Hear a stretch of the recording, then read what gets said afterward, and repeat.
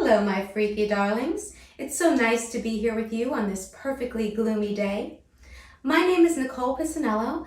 I'm an illustrator and performer in Richmond and co-founder of RVA Krampusnacht. I also work at Henricus Historical Park, a living history museum down in Chester, Virginia. I think it's so important for creatives to collaborate, especially in Virginia where we have such a vibrant art scene, and especially now during COVID-19. So I was really excited when the Poe Museum asked if I would do this reading for you. A few years ago, I had the opportunity to do a gallery show at the Poe Museum, and at the time, I was searching for Poe stories and poems that predominantly featured women. That's when I first came across one of his short stories, Ligeia, and I really fell in love with it. So I thought today I would share with you some of my illustrations and read a very abridged version of Ligeia.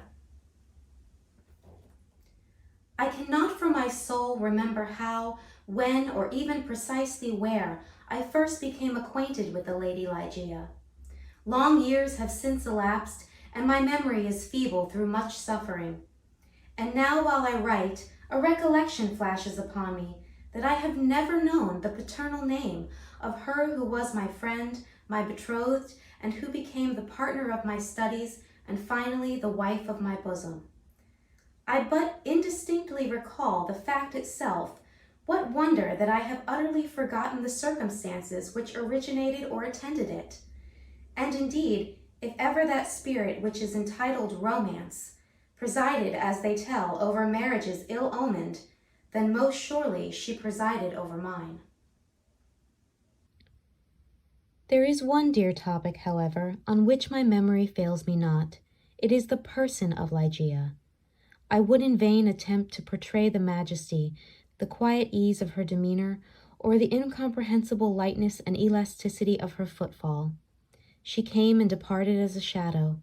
I was never made aware of her entrance into my closed study, save by the dear music of her low, sweet voice as she placed her marble hand upon my shoulder.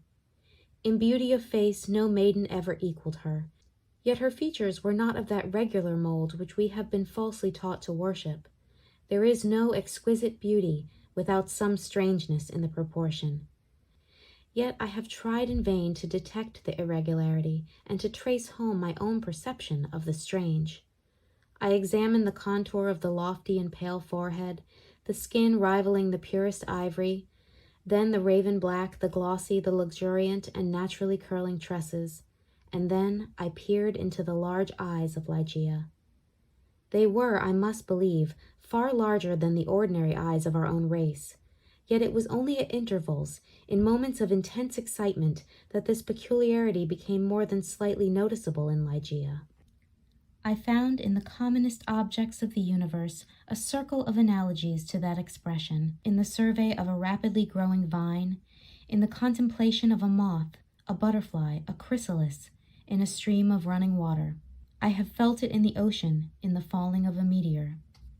Of all the women who I have ever known, she, the outwardly calm, the ever-placid Ligeia, was the most violently a prey to the tumultuous vultures of stern passion. And of such passion I could form no estimate, save by the miraculous expansion of those eyes which at once so delighted and appalled me. Her knowledge was such as I have never known in woman, but where breathes the man who has traversed, and successfully, all the wide areas of moral, physical, and mathematical science? I saw not then what I now clearly perceive, that the acquisitions of Ligeia were gigantic, were astounding, yet I was sufficiently aware of her infinite supremacy to resign myself with childlike confidence to her guidance through the chaotic world of metaphysical investigation, at which I was most busily occupied during the earlier years of our marriage. And now those eyes shone less and less frequently upon the pages over which I pored. Ligeia grew ill. I saw that she must die, and I struggled desperately in spirit with the grim Azrael. And the struggles of the passionate wife were, to my astonishment, even more energetic than my own. I would have soothed, I would have reasoned, but in the intensity of her wild desire for life, but for life, solace and reason were alike the uttermost folly. At high noon, of the night on which she departed, beckoning me peremptorily to her side. She bade me repeat certain verses composed by herself not many days before. I obeyed her. They were these. Lo, 'tis a gala night within the lonesome latter years, an angel throng, bewinged, bedight, in veils and drowned in tears, sit in a theatre to see a play of hopes and fears, while the orchestra breathes fitfully the music of the spheres.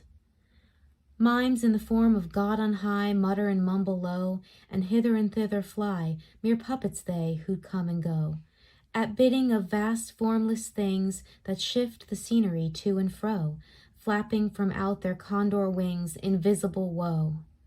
That motley drama, oh, be sure, it shall not be forgot, with its phantom chased forevermore by a crowd that sees it not, through a circle that ever returneth into the selfsame spot, and much of madness and more of sin and horror the soul of the plot. But see, amid the mimic rout, a crawling shape intrude, a blood-red thing that writhes from out the scenic solitude. It writhes with mortal pangs, the mimes become its food, and the seraphs sob at vermin fangs, in human gore imbued. Out are the lights, out all, and over each quivering form the curtain of funeral pall comes down with the rush of a storm, and the angels, all pallid and wan, uprising, unveiling, affirm that the play is the tragedy man, and its hero the conqueror worm. "O God!" half-shrieked Ligeia, leaping to her feet and extending her arms aloft with a spasmodic movement, as I made an end of these lines. Who knoweth the mysteries of the will with its vigor? Man doth not yield himself to the angels, nor unto death utterly, save only through the weakness of his feeble will. She died, and I, crushed into the very dust with sorrow, could no longer endure the lonely desolation of my dwelling in the dim and decaying city by the Rhine.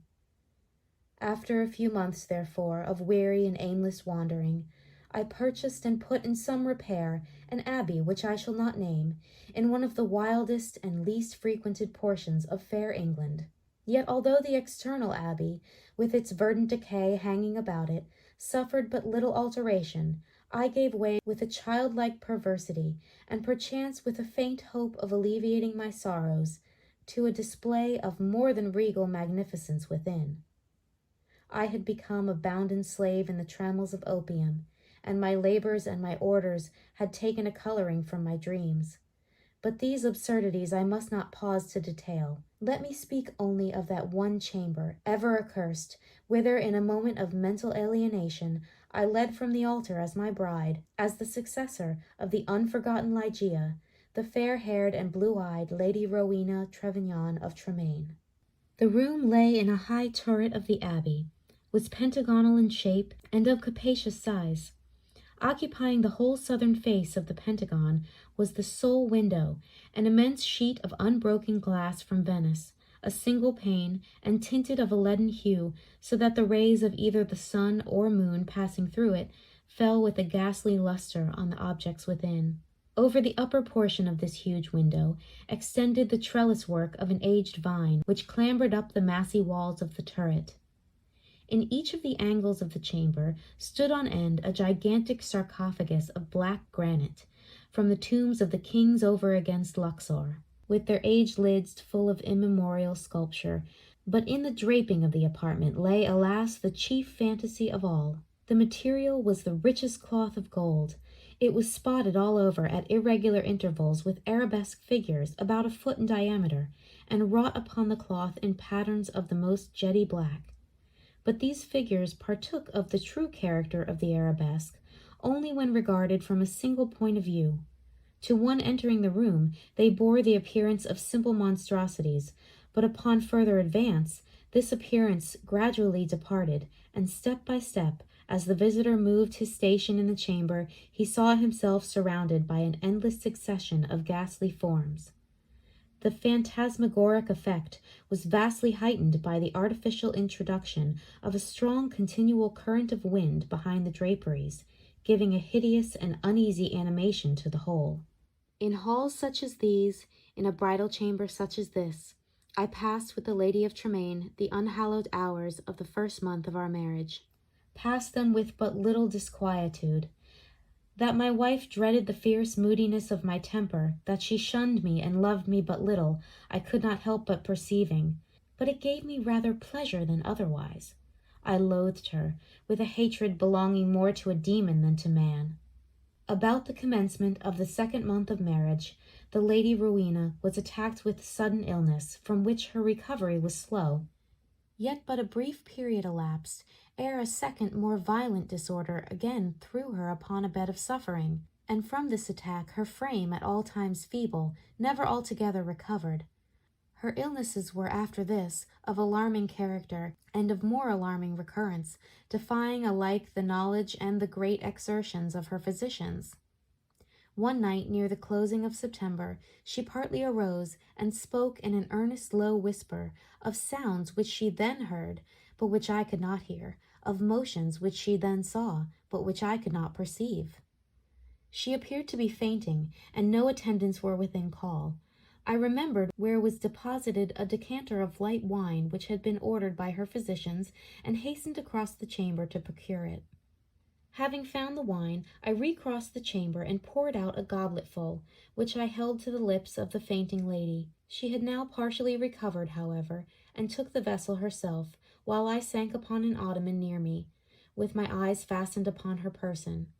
It was then that I became distinctly aware of a gentle footfall upon the carpet, and near the couch, and in a second thereafter, as Rowena was in the act of raising the wine to her lips, I saw, or may have dreamed that I saw, fall within the goblet, as if from some invisible spring in the atmosphere of the room, 3 or 4 large drops of a brilliant and ruby-colored fluid. If this I saw, not so Rowena. She swallowed the wine unhesitatingly, and I forbore to speak to her of a circumstance which must, after all, I considered, have been but the suggestion of a vivid imagination, rendered morbidly active by the terror of the lady, by the opium, and by the hour. Yet I cannot conceal it from my own perception that immediately subsequent to the fall of the ruby drops, a rapid change for the worse took place in the disorder of my wife, so that, on the 3rd subsequent night, the hands of her menials prepared her for the tomb, and on the 4th, I sat alone with her shrouded body in that fantastic chamber which had received her as my bride. It might have been midnight, or perhaps earlier, or later, for I had taken no note of time, when a sob, low, gentle, but very distinct, startled me from my reverie. I felt that it came from the bed of ebony, the bed of death. I listened in agony of superstitious terror, but there was no repetition of the sound. I strained my vision to detect any motion in the corpse, but there was not the slightest perceptible. Yet I could not have been deceived. I had heard the noise, however faint, and my soul was awakened within me. At length it became evident that a slight, very feeble, and barely noticeable tinge of color had flushed up within the cheeks and along the sunken small veins of the eyelids. I felt my heart cease to beat. My limbs grew rigid where I sat. Yet a sense of duty finally operated to restore my self-possession. I could no longer doubt that we had been precipitate in our preparations, that Rowena still lived. In a short period it was certain, however, that a relapse had taken place. The color disappeared from both eyelid and cheek, leaving a wanness even more than that of marble. The lips became doubly shriveled and pinched up in the ghastly expression of death. I fell back with a shudder upon the couch from which I had been so startlingly aroused, and again gave myself up to the passionate waking visions of Ligeia. An hour thus elapsed, when, could it be possible, I was a second time aware of some vague sound issuing from the region of the bed. I listened, in extremity of horror. The sound came again. It was a sigh. There was now a partial glow upon the forehead and upon the cheek and throat. A perceptible warmth pervaded the whole frame. There was even a slight pulsation at the heart. The lady lived, and with redoubled ardor I betook myself to the task of restoration. But in vain. Suddenly the color fled, the pulsation ceased, the lips resumed the expression of the dead, and in an instant afterward the whole body took upon itself the icy chilliness, the livid hue, the intense rigidity, the sunken outline, and all the loathsome peculiarities of that which has been for many days a tenant of the tomb. But why shall I minutely detail the unspeakable horrors of that night? Why shall I pause to relate how time after time, until near the period of the gray dawn, this hideous drama of revivification was repeated, how each terrific relapse was only into a sterner and apparently more irredeemable death, how each agony wore the aspect of a struggle with some invisible foe, and how each struggle was succeeded by I know not what of wild change in the personal appearance of the corpse.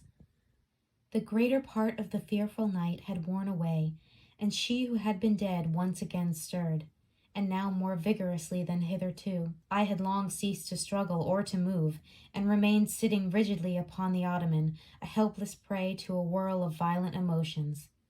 I could at least doubt no longer, when arising from the bed, tottering with feeble steps, with closed eyes, with the manner of one bewildered in a dream, the thing that was enshrouded advanced boldly and palpably into the middle of the apartment. I stirred not, but gazed upon the apparition.